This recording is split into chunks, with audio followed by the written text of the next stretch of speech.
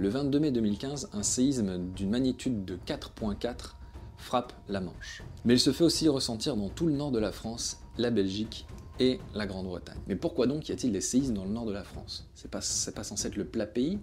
Les séismes, c'est pas censé être dans les Alpes. Eh bien, on va voir aujourd'hui que non. Et on va essayer de comprendre pourquoi il y a des séismes dans le nord de la France et pourquoi les ch'tis sont aussi secoués. C'est parti.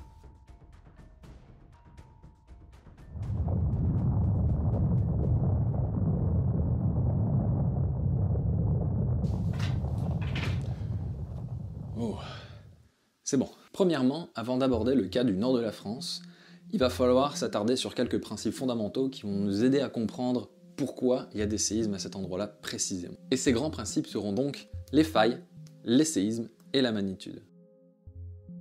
Les failles sont des zones de rupture entre deux blocs de roches qui vont glisser l'un par rapport à l'autre, sur un plan qu'on appellera le miroir de faille.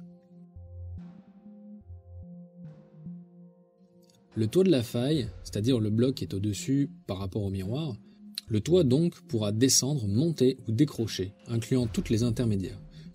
Le mouvement de la faille donc sera fonction des contraintes qui auront été appliquées à cette dernière. Et bien sûr, tout ce mouvement ne se fait pas sans réveiller mémé. Le mouvement des failles va provoquer des séismes. Les séismes sont des secousses ou bien des séries de secousses issues d'une brusque libération d'énergie en profondeur. Un bon exemple pour nous ici, parmi tant d'autres évidemment, c'est la rupture ou la mise en mouvement d'une faille suite à une trop forte accumulation de stress tectonique, qui arrivé à un certain point va rompre, libérant toute l'énergie qui aurait été accumulée. Cette énergie libérée, les médias aiment bien en parler en termes de détonation nucléaire pour aider à bien se représenter le schmilblick.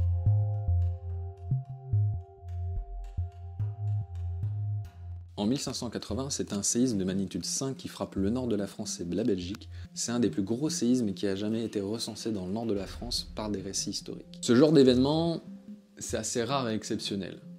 5, c'est pas énorme non plus. Et les infrastructures à l'époque, ils tenaient pas le choc. Mais chaque année, dans le nord de la France, on recense tout de même quelques séismes qui ne dépassent que très rarement les 3 en magnitude. Autant dire qu'ils sont imperceptibles. Mais avant de passer à l'origine de ces séismes, il va falloir aborder cette histoire de magnitude. La magnitude, c'est une échelle de mesure qui nous permet d'appréhender et de comparer l'énergie dispersée par un séisme qu'on va appeler énergie sismique. Suite à une trop forte accumulation de stress, cette énergie est dispersée sous forme d'ondes pour lesquelles on peut mesurer l'amplitude et l'accélération des déplacements grâce à des réseaux de sismogrammes. Les sismogrammes, ce sont des appareils de mesure qui nous permettent d'enregistrer les ondes sismiques. Et ces données vont nous permettre de calculer la localisation et la magnitude des séismes. La célèbre échelle de Richter, du nom de son découvreur Charles Richter en 1935, est bien adaptée pour des séismes entre 2 et 6 de magnitude. Néanmoins, pour des plus gros séismes, d'autres échelles ont dû être développées car les calibrations faites par Richter et Gutenberg ne prenaient pas en compte certains paramètres en jeu dans des contextes de plus grande ampleur. Les médias emploient souvent ce nom, échelle de Richter, pour des séismes de très forte magnitude, ce qui nous fait là un très bel abus de langage. Il sera donc plus prudent d'utiliser le mot magnitude tout simplement. Il faut aussi savoir que la différence entre chaque degré de l'échelle est logarithmique. Pour aider à se représenter tout ça, on va modéliser la magnitude des séismes par des sphères dont le volume sera proportionnel à l'énergie libérée. Dans cette logique, un séisme de magnitude 6 déploie donc 1000 fois plus d'énergie qu'un séisme de magnitude 4, et donc 1000 fois moins d'énergie qu'un séisme d'une magnitude de 8. Et on pourra répéter ça sur tous les degrés de magnitude.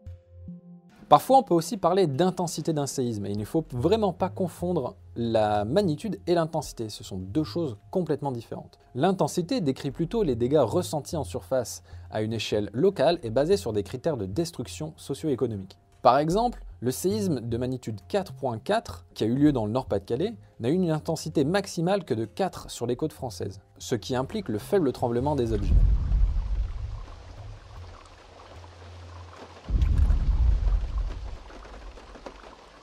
Et pour celui qui s'est produit en 1580, on a estimé l'intensité maximale à 7, ce qui veut dire formation de lézardes sur les murs de plusieurs habitations et aussi la chute de certains objets. Il faut bien comprendre que l'impact d'un séisme d'une magnitude donnée pourra avoir des effets très variables sur les infrastructures, dépendamment de la qualité de ces dernières, mais aussi du contexte géologique. Sur Terre par exemple, on démarra doucement, mais on dépasse rarement les 9 le record étant à 9,5.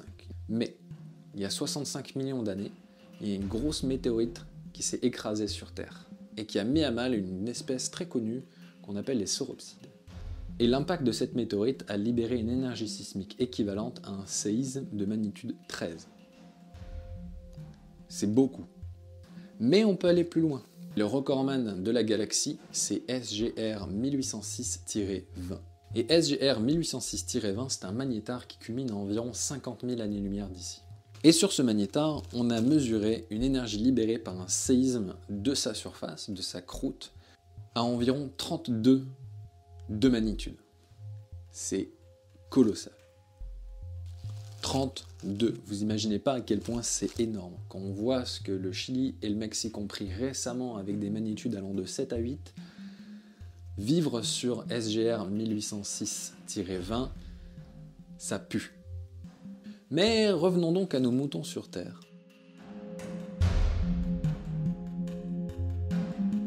Dans le monde, des séismes de forte magnitude sont concentrés au niveau des limites de plaques tectoniques. Et ces plaques tectoniques, elles se déplacent à des vitesses hallucinantes, entre 4 mm et 4 cm par an. Et donc forcément, à la jointure de ces plaques, sur quelques milliers ou millions d'années, on va avoir du stress qui va s'accumuler. Et c'est là qu'on va avoir la plus forte activité sismique. Si on va sur Google Earth, on peut très clairement voir ces limites de plaques. Elles sont mises en évidence par toutes les chaînes de montagnes, les fosses océaniques, mais aussi les chaînes sous-marines. Et je vous encourage vraiment à aller explorer sur Google Earth. C'est vraiment hyper intéressant et probablement qu'on aura l'occasion d'aller explorer ça ensemble dans d'autres vidéos. Mais si on se penche un tout petit peu sur le cas du nord de la France, on voit bien qu'il n'y a pas un soupçon de relief, il n'y a rien. Il y a tellement rien qu'on s'est senti obligé de construire des montagnes improvisées, qu'on appelle des terris d'ailleurs, avec ce qu'on a trouvé dans les mines. Bon, c'est très bien, on n'a pas de relief, on n'est pas à la limite de plaque, alors ils sortent d'où ces séismes?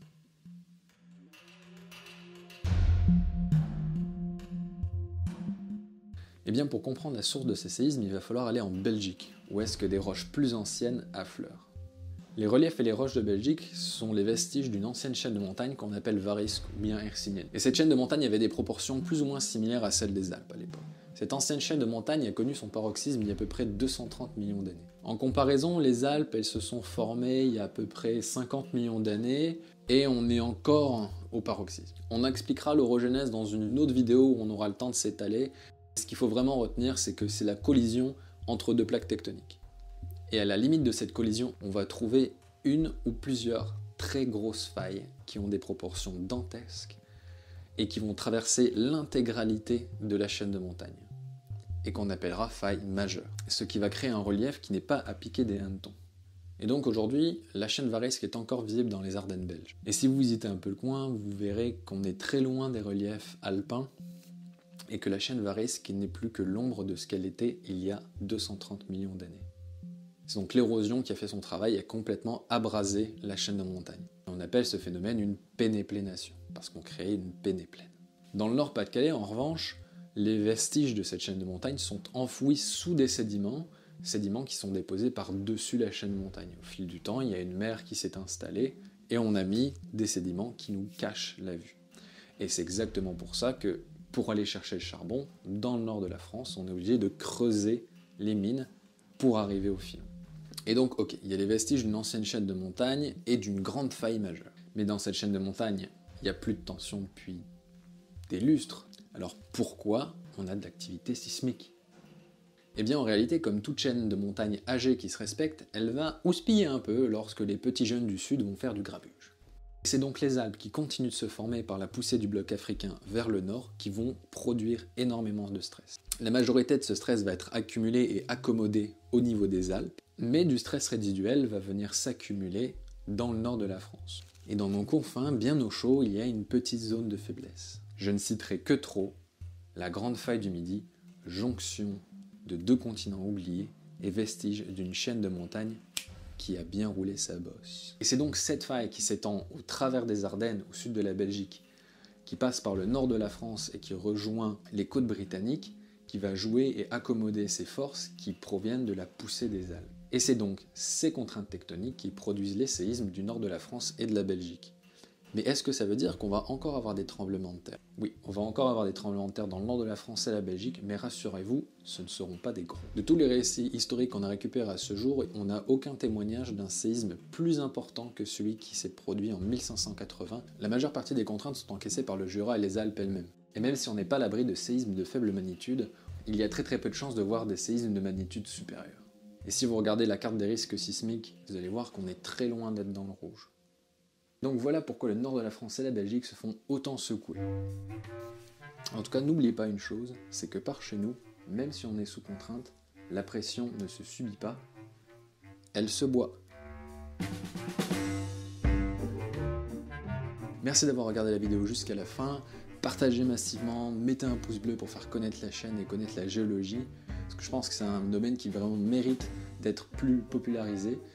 Je suis maintenant sur Instagram et sur Twitter, alors n'hésitez pas à y faire un tour si vous voulez des updates sur tout ce que je fais pour la chaîne, et aussi sur Instagram, je mets des photos de roches et de curiosités géologiques. En attendant, ne vous érodez pas trop, et bienvenue dans la géocratie.